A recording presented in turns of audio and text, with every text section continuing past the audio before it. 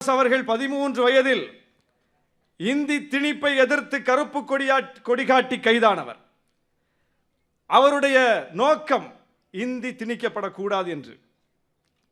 இசைமுரசுடைய நோக்கத்தை இன்றைக்கு வரைக்கும் கட்டி காப்பாற்றிக் கொண்டிருக்கிற தலைவர் தான் மாண்புமிகு முதலமைச்சர் அவர்கள். இப்போது எந்த வடிவத்தில் இந்தி வந்தாலும் அதை உறுதியோடு நின்று எதிர்க்கிறார். 2000 கோடி ரூபாய் கல்வி நிதி ஒன்றிய அரசு தர மறுத்த போது 2000 கோடி முக்கியமல்ல, உன்னுடைய 2000 கோடிக்காக 2000 ஆண்டுகள் இந்த மண்ணை பின்னோக்கி இழுக்கிற பாவத்தை செய்ய மாட்டேன் என்று சொன்னார். உறுதியான ஸ்டேட்மெண்ட். அதுபோல இசைமுரசு அவர்கள் பாடிய பாடல்கள் ஆதீனங்கள் பாடுகிறார்கள். பல்வேறு மடங்களில், சைவ மடங்களில் ஒலித்துக் கொண்டிருக்கிறது. சமய நல்லிணக்கத்திற்கு அடித்தளமிட்டவர் இசைமுரசு நாகூர் அனிபா.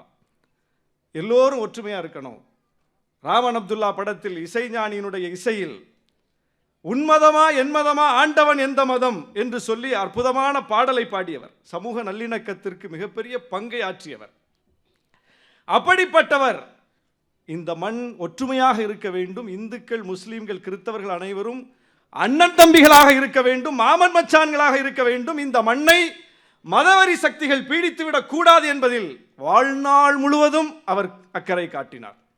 அப்படிப்பட்ட தலைவர், அப்படிப்பட்ட ஒரு பெருந்தகையுடைய மண்ணில் இன்றைக்கு மதவெறி சக்திகள் திருப்பரங்குன்றத்தை முன்வைத்து இந்த அரசை என்ன பாடுபடுத்தி கொண்டிருக்கிறார்கள் என்பதை நாம் பார்க்கிறோம். முதலமைச்சருக்கு எவ்வளவு பெரிய நெருக்கடியை கொடுக்கிறார்கள் என்பதை பார்க்கிறோம். கொஞ்சம் கூட மனசாட்சியே இல்லாமல் எப்படி இந்த மண்ணை கூறு போடுவதற்கு துடிக்கிறார்கள் என்று பார்க்கிறோம். நான் நினைத்து பார்க்கிறேன், அவர்கள் என்ன சொல்லி வருகிறார்கள்? சொல்லிவிட்டுத்தான் வருகிறார்கள், மறைமுகமாக வரவில்லை. டிக்ளேர் பண்ணிட்டு வர்றாங்க, அயோத்தியாக மாற்றுவோம் என்று சொல்லி வருகிறார்கள். நான் நினைத்து பார்க்கிறேன், 1992 நம்முடைய மாண்புமிகு முதலமைச்சர் உத்தரப்பிரதேசத்திற்கு முதலமைச்சராக இருந்தால் அயோத்தி கூட நடந்திருக்காது, பாபர் மசூதி இடிக்கப்பட்டிருக்காது, பாபர் மசூதி காக்கப்பட்டிருக்கும். இதே வேலையைத்தானே அன்னைக்கு செய்தாங்க. நீதிமன்றத்தில் வாக்குறுதி கொடுத்துட்டு போனாங்க, தொட மாட்டோம் இடிக்க மாட்டோம்னு. நீதிமன்றம் அனுமதித்தது. ஆனால் என்ன நடந்தது? இடித்து விட்டார்கள். அதை முதலமைச்சர் கவனத்தில் வைத்திருக்கிறார். இவங்க என்ன செய்வாங்க? இவங்க 2 பேர் இல்லை, 10 பேர் இல்லை, எத்தனை பேரை அங்கே அனுமதித்தாலும் அங்கே இருக்கிற சிக்கந்தர் தர்காவை அகற்றி விடுவார்கள். அது இந்த மண்ணில் ஒரு தீராத களங்கத்தை கொண்டு வந்து சேர்த்து விடும். எனவே யாரு சொன்னாலும் சரி, இதுதான் என்னுடைய ஸ்டாண்ட், இதுதான் இந்த அரசின் நிலைப்பாடு. இந்து மக்களின் நம்பிக்கையும் காப்பாற்ற வேண்டும். காலம் காலமாக ஏற்றப்பட்டு வந்த இடத்தில் அறநிலைத்துறை அமைச்சர் இருக்கிறார். 4000 கோயில்களுக்கு குடமுழுக்கு நடத்தி வச்சிருக்கிறார். எத்தனை? 1 கோயில் 2 கோயில் அல்ல, 4000 திருக்கோயில்களுக்கு. சட்டமன்றத்தில் எழும்பி துணை கேள்வி கேட்டா கூட ஒரு கோயிலை பற்றி வரலாறை சொல்லுவார். யாருக்கு பாடம் எடுக்கிறீங்க? சங்கிகள் யாருக்கு பாடம் எடுக்கிறீர்கள் கோயிலை பற்றி?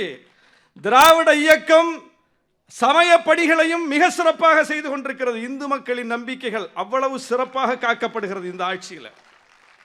அப்படிப்பட்ட ஒரு ஆட்சியில் காலங்காலமாக எல்லா முதலமைச்சர்கள் காலத்திலும், ஏன் இதற்கு இன்றைக்கு பிஜேபிக்கு ஆதரவாக குரல் கொடுத்திருக்கிற எதிர்க்கட்சி தலைவர் எடப்பாடி பழனிசாமி அவர் ஆட்சி காலத்திலும் கூட எந்த இடத்தில் தீபம் ஏற்றப்பட்டதோ அந்த இடத்தில் நம்முடைய மாண்புமிகு முதலமைச்சர் ஆட்சி காலத்திலும் ஏற்றப்பட்டு விட்டது.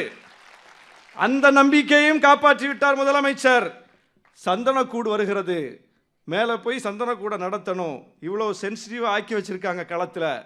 ஆனாலும் எப்போதும் எப்படி சந்தனக்கூடு நடக்குமோ அப்படியே இந்த ஆண்டும் நடந்தது. 2 நம்பிக்கையும் காப்பாற்றி இருக்கிறார் முதலமைச்சர். இதுதான் பிரச்சனை சங்கிகளுக்கு.